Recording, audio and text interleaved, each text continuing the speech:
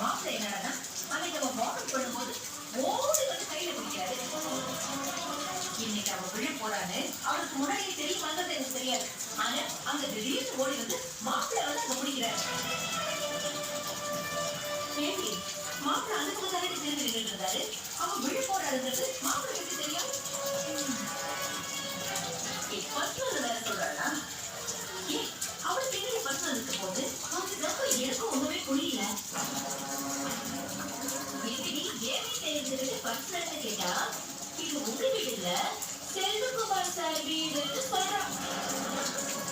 Personal சொன்ன விட்டுடு இல்லன்னா மரியாதை கட்டுறது வேற சொல்றான். அப்படியே அவன் சொன்னா அதை கேட்டுட்டு வந்துட்டேன். ஐயோ அக்கா அது மட்டும் இல்லக்கா என்கிட்ட காட்டக்கூடாத அளவுக்கு அது என்னக்கா பிரிச்சுப்பா.